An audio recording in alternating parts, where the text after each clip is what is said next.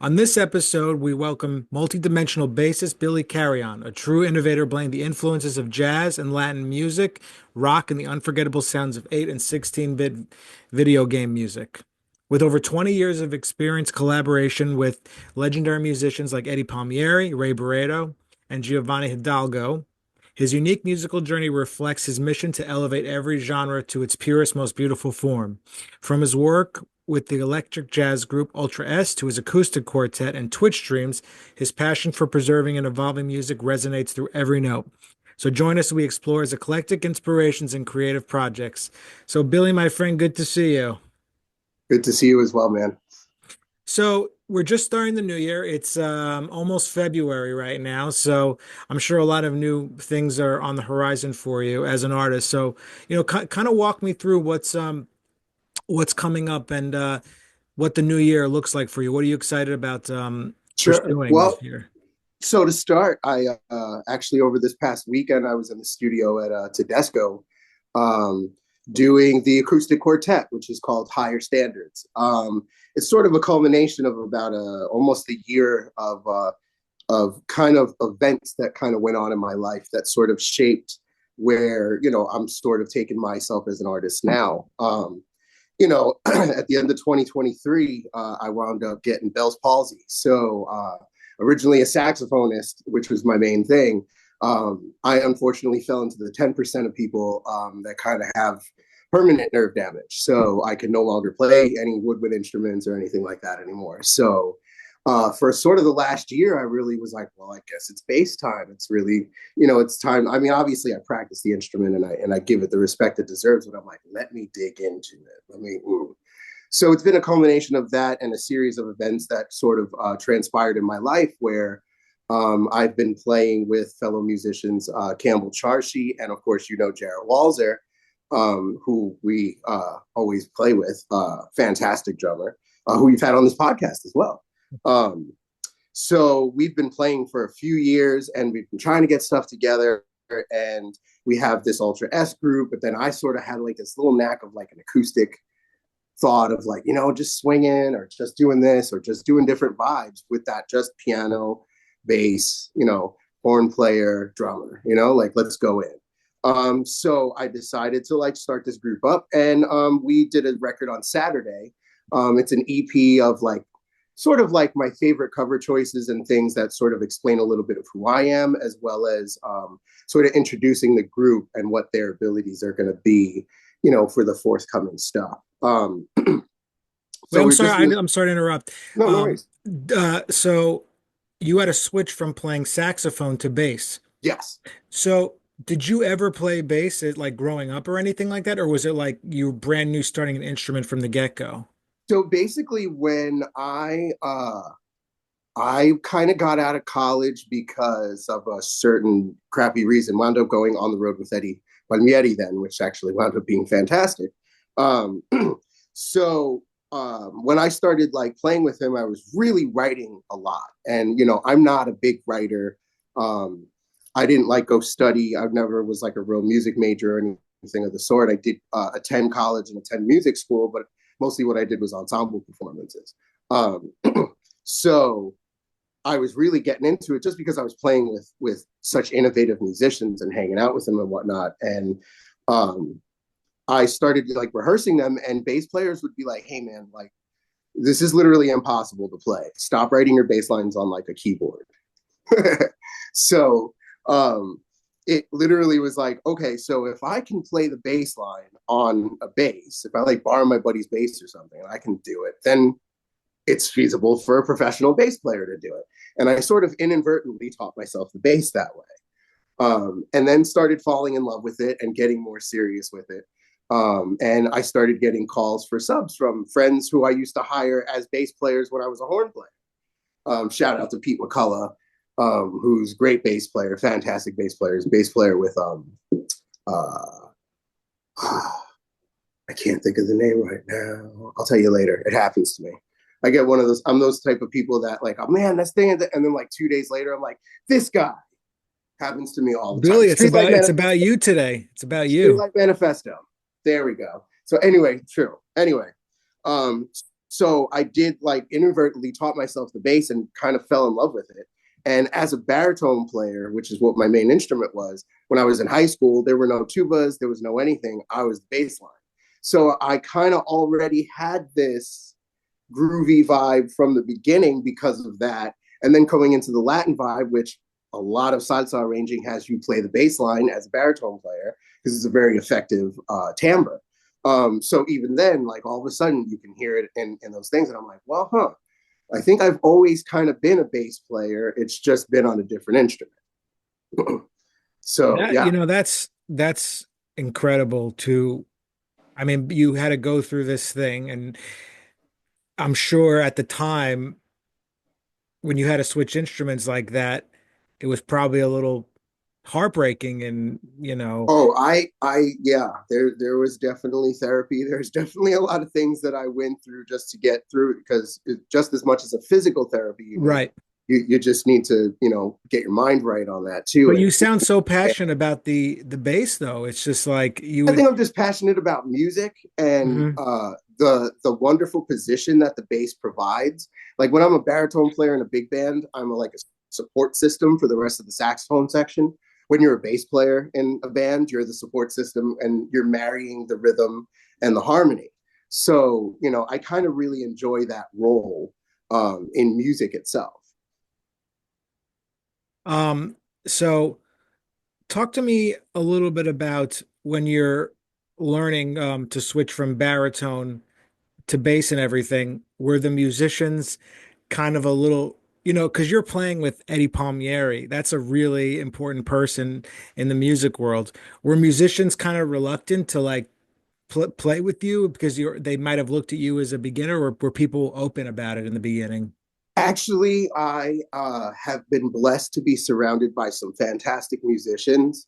Um, so when I was doing the stuff with Eddie and whatnot, I started with him. I played alto with Brian Lynch and Conrad, and then moved on to baritone and played baritone soprano actually, which was an interesting vibe. So like that was sort of like laid out for me and everything, and bass playing like I said, I was subbing here and there on some gigs and kind of starting up a group and trying to think about it because I always loved fusion music and I've always been a fan of it. I'm like, well, hey, here's my shot to really dig into it. And so I was surrounded, like I said, Campbell Charshi, John DiFiore, Armand Gonzalez. They all sort of were very they were just cool with it, honestly. Like they were actually very cool with it. They were understanding and they were also very critical in a positive way, where like John DiFiore would be like, stop the hemiolas, do this. And then I started spending time with my own trio, with Jonathan Peretz on drums and another previous guest of yours, Steve Meyerson, fantastic pianist. Oh, Steve. Ah, Yeah, man, I love Steve. dude, he's such a cool dude, man. That was a great episode too. So yeah, so I Steve just played and with him last week, actually. really, yeah, Yeah, I'm he's the I'm man. so excited for him and that George Coleman thing, man. Now, he deserves it, man. That dude is one of the hardest working dudes I've ever worked with. Yeah, he's Um, special for as a, sure. I like Steve a lot. as a matter of fact, I was trying to get a session. The way I met him was I was doing a session with like Ravi Amin and Nat Janoff, and had this other pianist who I won't name, and kind of bailed out on me 2 days before the first rehearsal, when we were going to have two rehearsals and the session. And that was it. And so I was like, man, let me hit up to Steve, dude. I know he's a bad dude. I've never played with him. And Steve like dug right in, and you would think he had the music for the 6 months that everybody else had it because he worked on it and like nailed it and came in with two keyboards and sounds and was like ready to roll.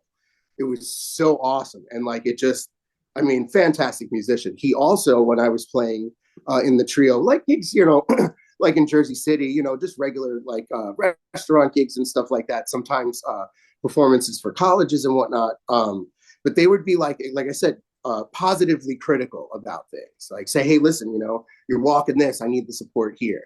I need the support in the harmony over here. I understand what you're trying to do here. Or like they would ask me what I'm thinking about. I'd be like, Well, oh, I'm thinking about the this. reason I asked that because this is a story that I really haven't heard before, and Hmm. you know that musicians, especially jazz musicians, some of them can be vibey.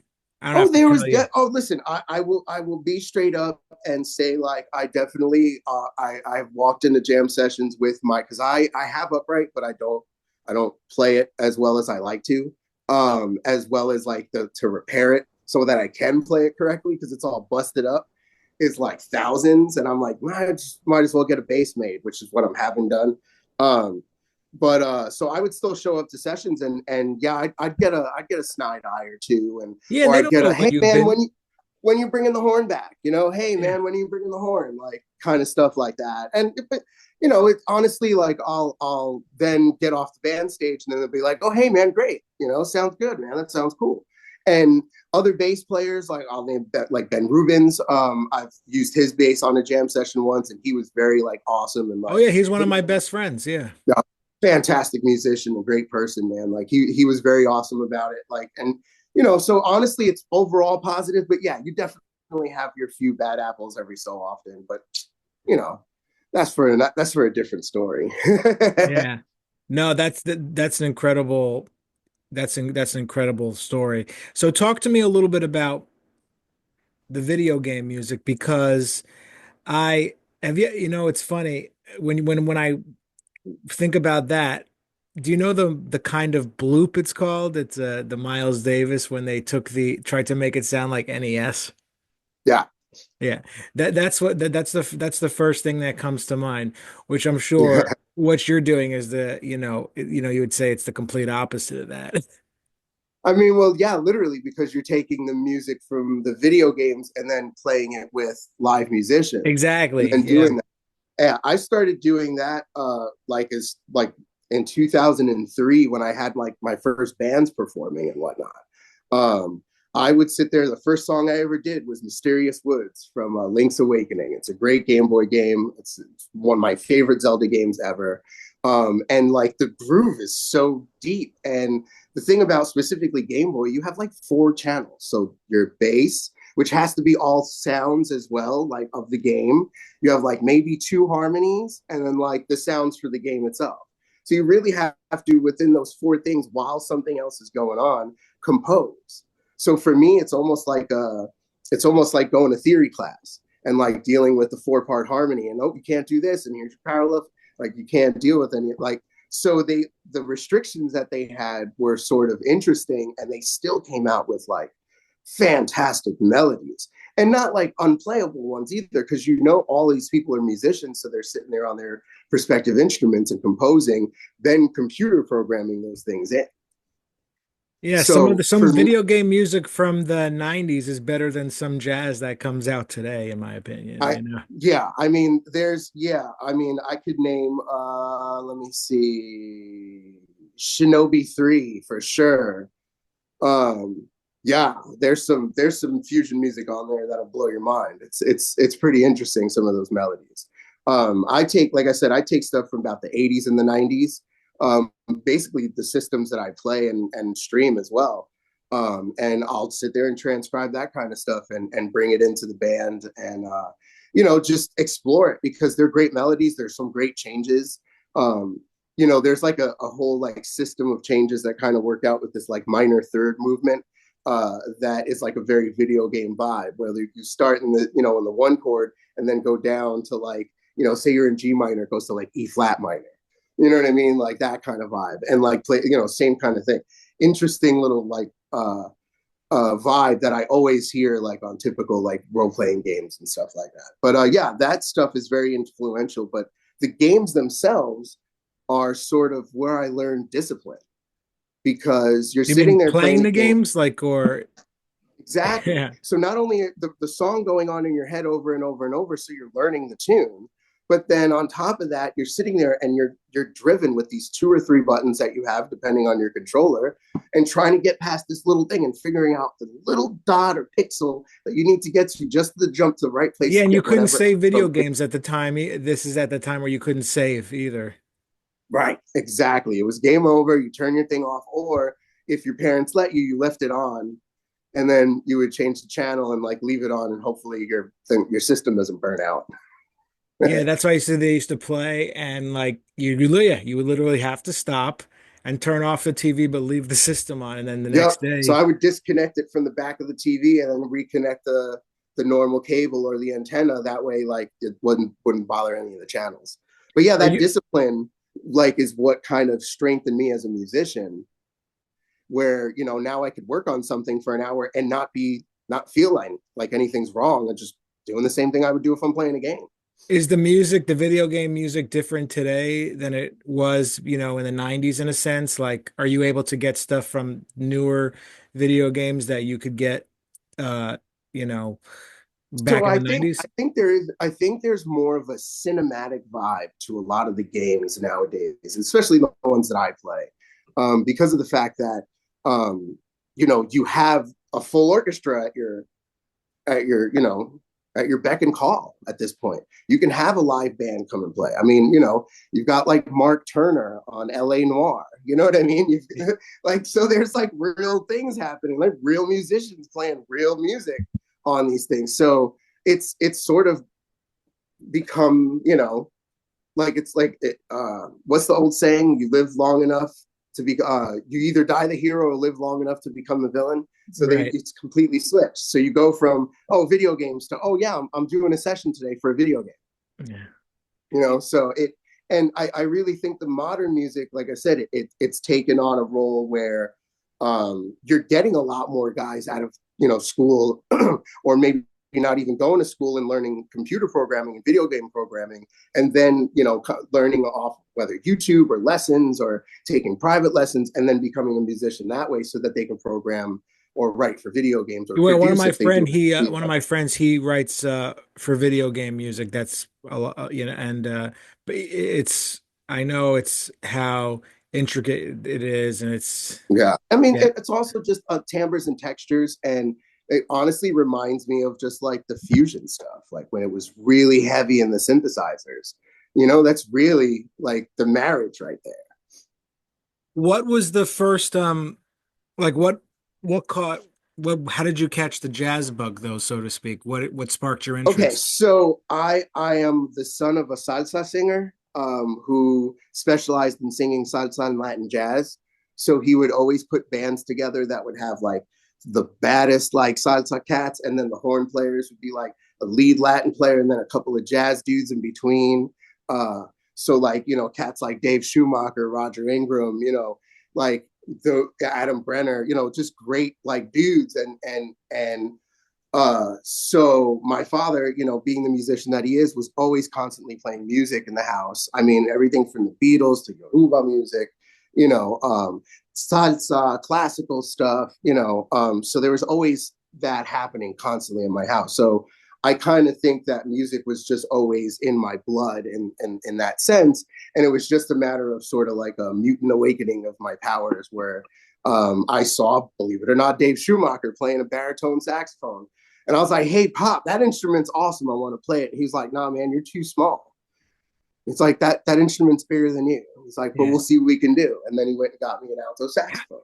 I wonder there aren't too many baritone, when you think I think when you can only name like a handful of jazz baritone players. There's a handful, but it's a growing. Luckily, it's a growing thing. I mean, obviously Barry Smullian. Yeah, it was just Gary and Dave Yeah, I and mean, but you got Lauren Sevion who's out there like doing things. There's plenty of people that are like killing it on the baritone right now, which I respect. And honestly, it's become a community. If you go look at jazzbarrysax.com, shout out to them. It's a whole bunch of baritone players, and it's a community of baritone players, and it's a website run by a baritone player named Andrew Hodro, and fantastic player, and they're all like great guys, and they're all helping each other out, and it's kind of a cool little community. It's like an anti-tenor saxophonist. No, I'm kidding. so talk to me a little bit about, live performances. What were some of the highlights of 2024 for you? Because I know you were it looked like you were doing some things, right? Yeah, I mean, Ultra S was really getting their stuff together, and we've really been working hard and grinding, so to speak, and trying to get the community to accept an original fusion jazz ensemble that's not swinging and playing standards. We do that, if you pay us the right amount of money, sure, we're down, but we have a passion for, each other's writing. We have a passion for each other's playing, and it's sort of really culminated in all the work that everybody puts together. So yeah, we got to do a couple of jazz festivals this year in the Oranges. We did the West Orange Jazz Festival, and then a festival in Orange, which I forget the name of. Oh, the Jazz and Food Truck Festival. That's what it was called. And with some fantastic lineups. Yeah, I saw like Jared posted about that. Right. Yeah, we were working with some great people, like John Lee was on there, and a couple other like fantastic Jersey-based musicians. So we're trying to get there. We really love the stuff. We're actually starting to get to work on record number 2.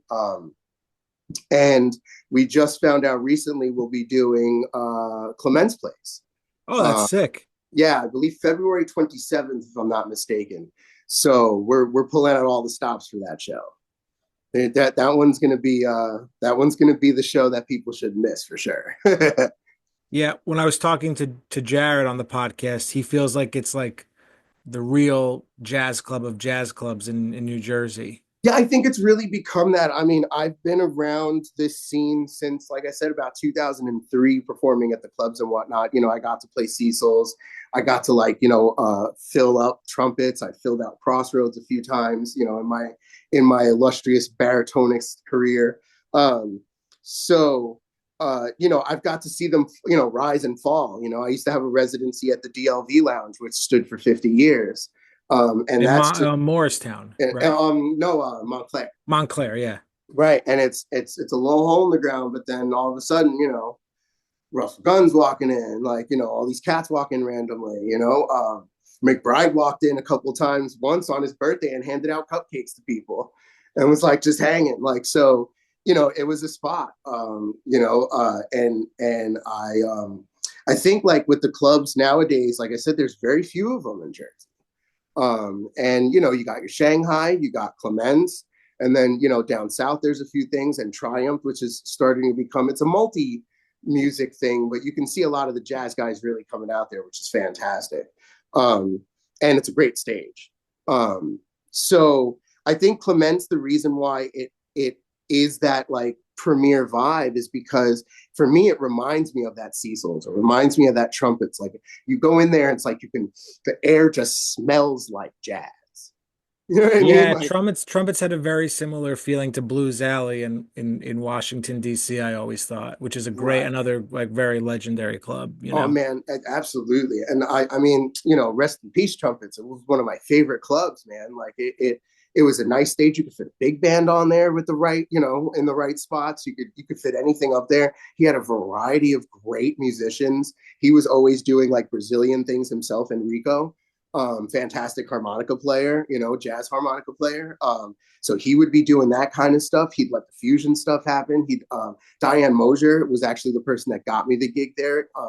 Fantastic writer, and her big band used to play there regularly. He gave me my first jazz club. I mean, I played jazz gigs, and he gave me my first jazz club gig in New Jersey in the early 2000s. That's so awesome, man. Yeah, so that's the vibe there, man. So Clemens has that vibe to it. You walk in, and I've walked into a few jam sessions and at least a couple of performances, and it's just been cool. You see the crowd; they're all into it.